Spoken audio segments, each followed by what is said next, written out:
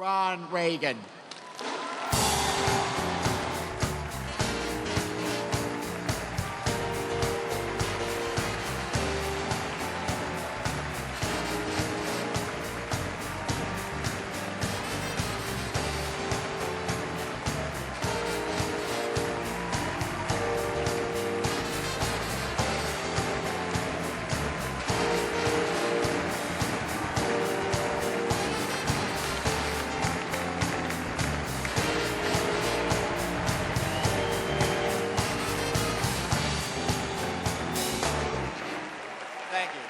Thank you very much. That's very kind.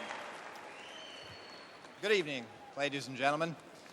A few of you may be surprised to see someone with my last name showing up to speak at a Democratic convention.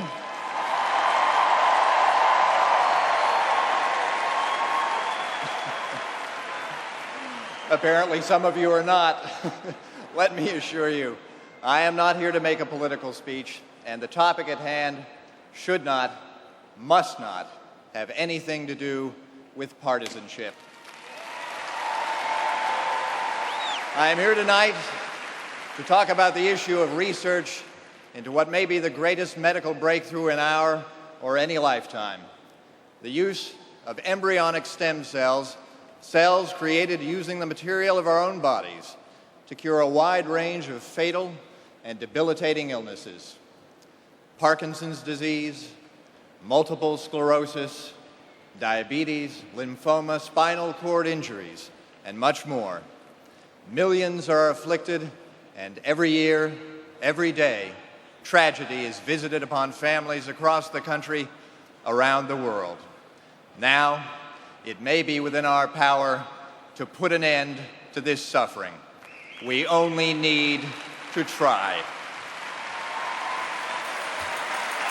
Now, some of you already know what I'm talking about when I say embryonic stem cell research. Others of you are probably thinking, that's quite a mouthful. Maybe this is a good time to go for a tall, cold one. Well, wait a minute.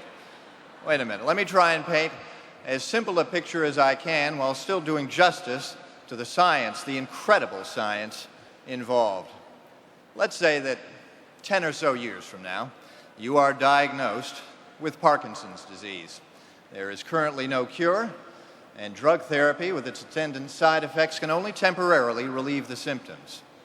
Now, imagine going to a doctor who, instead of prescribing drugs, takes a few skin cells from your arm. The nucleus of one of your cells is placed into a donor egg whose own nucleus has been removed. A bit of chemical or electrical stimulation will encourage your cell's nucleus to begin dividing, creating new cells, which will then be placed into a tissue culture. Those cells will generate embryonic stem cells containing only your DNA, thereby eliminating the risk of tissue rejection. These stem cells are then driven to become the very neural cells that are defective in Parkinson's patients. And finally, those cells with your DNA are injected into your brain, where they will replace the faulty cells whose failure to produce adequate dopamine led to the Parkinson's disease in the first place. In other words, you're cured. And another thing, these embryonic stem cells, they could continue to replicate indefinitely and theoretically can be induced to recreate virtually any tissue in your body. How'd you like to have your own personal biological repair kit standing by at the hospital? Sound like magic? Welcome to the future of medicine. Now, by the way, no fetal tissue is involved in this process. No fetuses are created, none destroyed. This all happens in the laboratory at the cellular level. Now, there are those who would stand in the way of this remarkable future, who would deny the federal funding so crucial to basic research. They argue that interfering with the development of even the earliest stage embryo, even one that will never be implanted in a womb and will never develop into an actual fetus, is tantamount to murder. A few of these folks, needless to say, are just grinding a political axe, and they should be ashamed of themselves.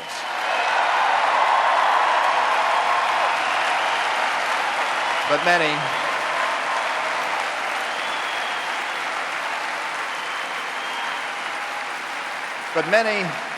many are well-meaning and sincere.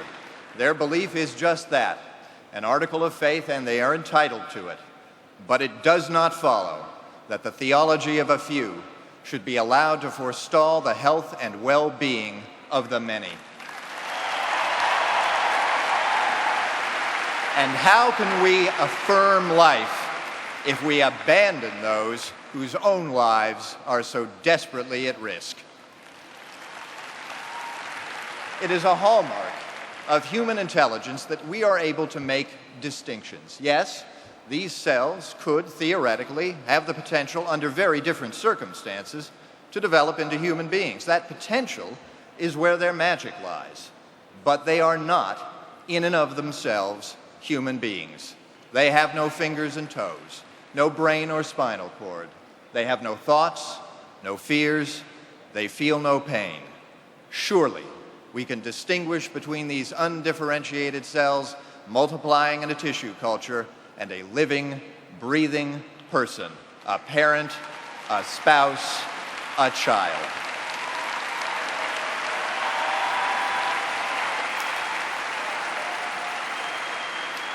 I know a child.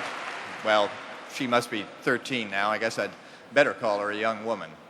She has fingers and toes. She has a mind. She has memories. She has hopes. She has juvenile diabetes. Like so many kids with this disease, she's adjusted amazingly well.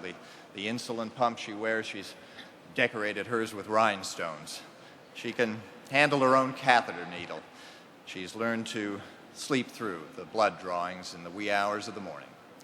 She's very brave. She is also quite bright and understands full well the progress of her disease and what that might ultimately mean. Blindness, amputation, diabetic coma. Every day she fights to have a future. What excuse will we offer this young woman should we fail her now?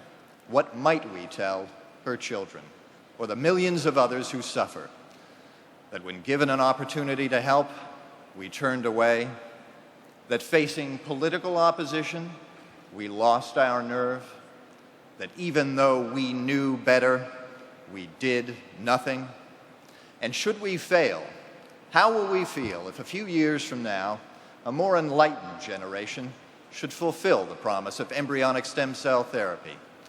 Imagine what they would say of us who lacked the will. No, we owe this young woman and all those who suffer, we owe ourselves better than that. We are better than that.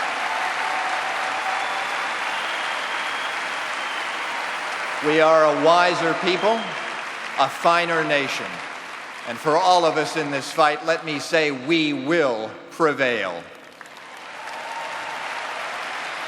The tide of history is with us. Like all generations who have come before ours, we are motivated by a thirst for knowledge and compelled to see others in need as fellow angels on an often difficult path, deserving of our compassion.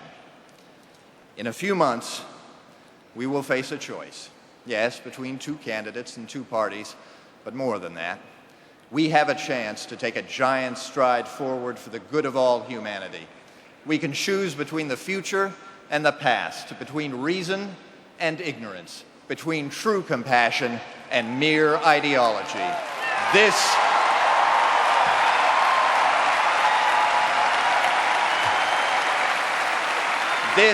is our moment, and we must not falter. Whatever else you do, come November 2nd, I urge you, please, cast a vote for embryonic stem cell research. Thank you for your time.